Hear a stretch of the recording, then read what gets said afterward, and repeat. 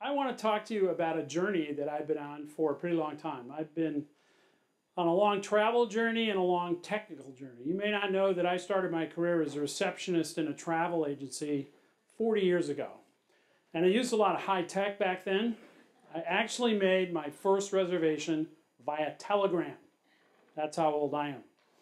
And then I moved to Sabre, where I was there for 25 years and moved up to being CIO. And that's where we worked with IBM, frankly, and gathered together fares and schedules and eventually distributed terminals to all the agents and revolutionized how people made reservations. And then I got the opportunity to do that again as the leader of Travelocity.com, and we changed the booking process to self-service. And with Kayak, where I was chairman for 8 years, we changed product search and certainly mobile. They have over 40 million mobile customers today. So I've seen a lot of change in travel. Information in the beginning was flowing one way, from the websites to you.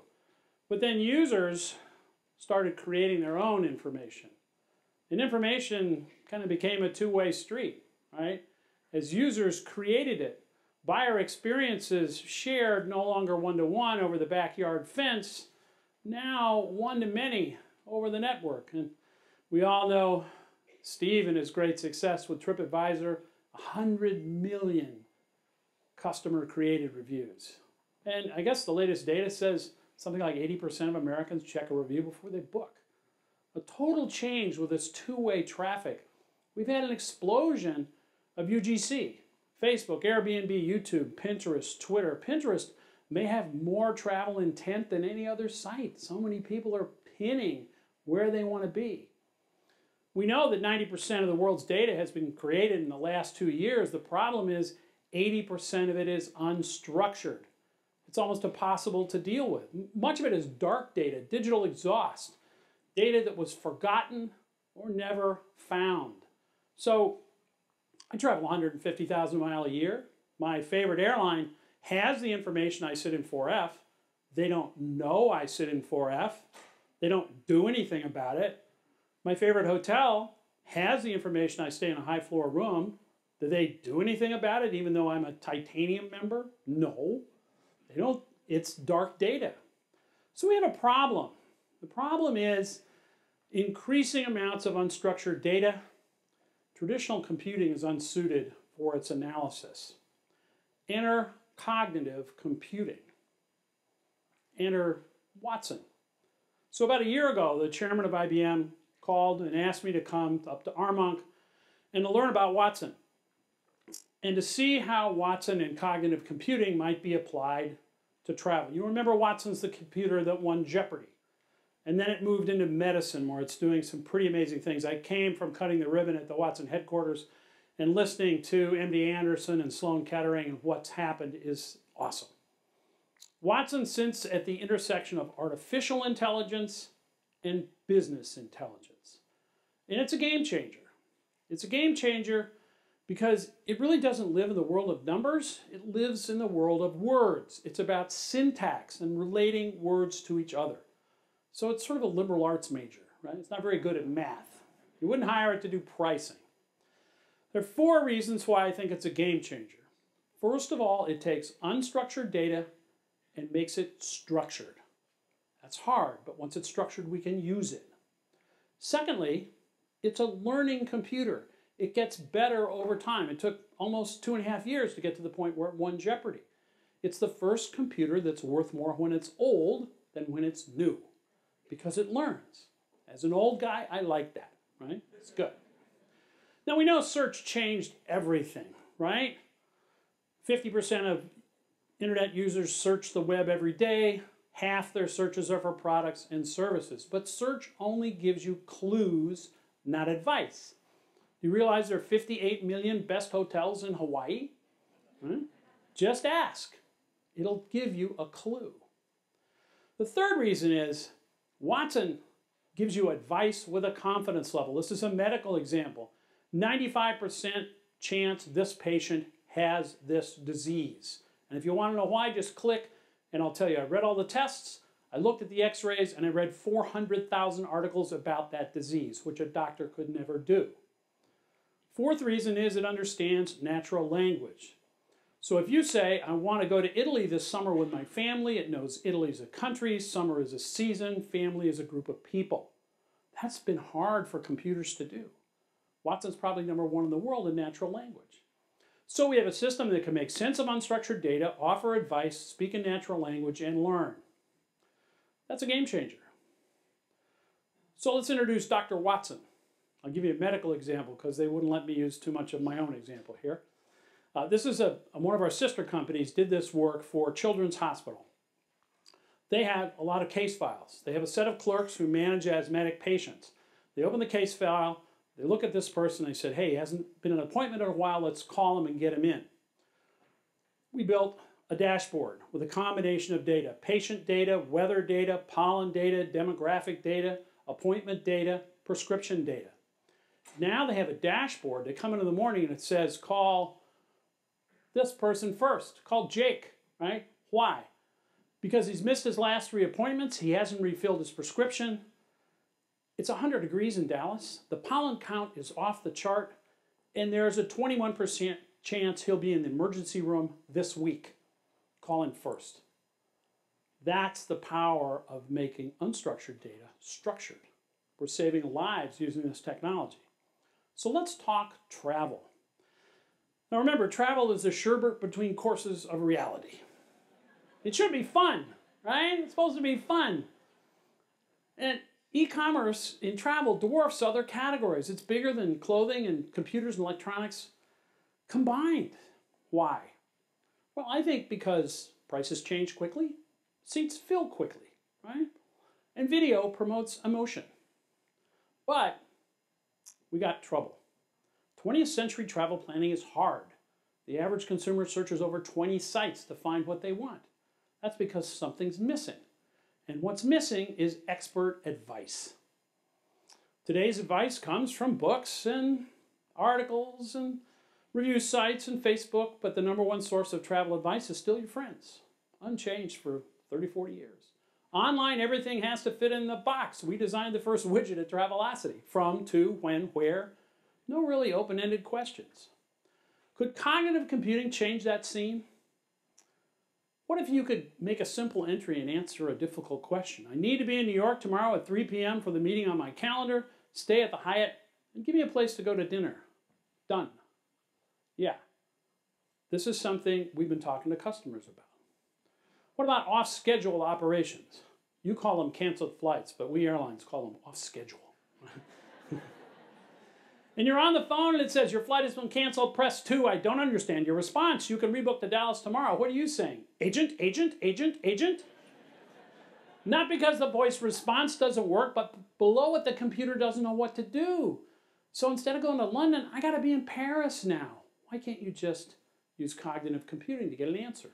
We think it's possible. What about in-flight? I'm looking at the in-flight catalog and this thing says, hey, you're flying into LA, you may not know, it's 50 degrees in October. You might need a scarf. Situationally aware commerce. After landing, we've been talking to airlines about, what about a system that gave you insights? You didn't have to make an entry. It just says, hey, this afternoon, based on who you are, you might like to go down to Venice. Or, it's raining this afternoon, why don't you stay in the spa? Again, situationally aware, personalized. An easier way to use all those miles. How about, I want to use my miles to go first class with my wife to a romantic resort in January. And you just get an answer. I'll tell you, 1,000 people at IBM, CIOs and CMOs clapped for that yesterday. They're frustrated, airlines, by how hard it is. Maybe if you sold the car and hotel together, now you got $100, there's a reason to open a yield bucket, right? So why can't discovering my perfect trip be as easy as a conversation? Why can't I know about you, and know about what's possible, and make magic out of it? A simple answer to a difficult question. I want to go to a 4-star international beach resort in January with my wife and 2 kids, needs to have a spa, activities, and good restaurants. If you put that in your favorite search engine, that's what you'll get. It's not a question you can answer. I'm determined to fix that. So I had the great good fortune to meet a guy named Manoj Saxena, the general manager of Watson for the last 3 years. He left the company, and he and I together have formed a new company that we announced yesterday called WayBlazer. Our first customer is the Austin Convention and Visitors Bureau. Right? So if you go to Austin and you say, I'm heading to Austin for a guy's trip with 3 buddies this fall, you can't make that entry. You could make that entry in a search engine, you just wouldn't get an answer. Right? Here's the answer we'll give you. 20 tiles like this that have a 96% confidence you'll like the result. Guys trip, Formula One, Austin City Limits, UT football game. That's what guys do. The syntax has figured out that's what guys do. If you drill into that result, what would you get? You get insights on F1, the Austin race. Stay on turn 15. That's the best view, right? Take Burleson Road, avoid the traffic. It's not going to rain. Could you find that on the web? Yes. Would it take you hours? Uh-huh. So by analyzing social data, Twitter data, weather data, and all these other data sets and using this really smart machine, we're going to provide insights as a service. So I guess 2 major points here. Cognitive is a game changer. If you haven't done so, I don't work for IBM, I don't get paid for them, by them. Go learn about Watson. They just opened a headquarters here. They're investing $1 billion in cognitive computing, and there are only a couple companies in the world who can do that. So think about it for your business. And, you know, frankly, we've announced WayBlazer. It's a B2B company. We want to power other people's sites, other DMOs, hotels, car rental companies, airlines. We think we can change the user experience using cognitive. Do I know exactly where this company is going to go? No, I don't, because this is evolving so fast. But so is the amount of unstructured data. Cognitive is a game changer. We can answer those questions, not with clues, but with advice. We can move travel out of the box and make getting travel advice as easy as a conversation. And maybe, just maybe, we can revolutionize travel planning once again. Thank you very much.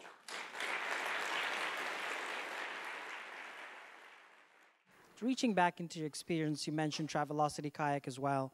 The online travel OTA game has become essentially a 2-horse race at this point.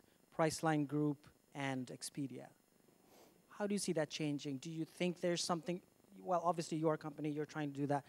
Do you think it's that monopoly that they have between these 2 companies, Travelocity as a brand is sort of sunsetting? Right, you know, it will unfortunately. Go away. Unfortunately. Hard to see that happen to your baby, but yeah. How do you see that, the money might that's there? Priceline spending $2 billion in Google this year. Expedia is going to spend $1.6 billion. Well, they're great brands. They're very strong companies. They're exceptionally smart people. You know, and we built a $2 billion company with Kayak using a new technology, Meta. You know, I think they may continue to acquire those things. But, you know, monopolies don't say monopolies forever. I mean, they can continue to be there. You look at the GDSs. You know, they're still there. There was one just here who's growing pretty fast. There's another, the other 2 aren't growing very well. They're still making money. They're 25 years old.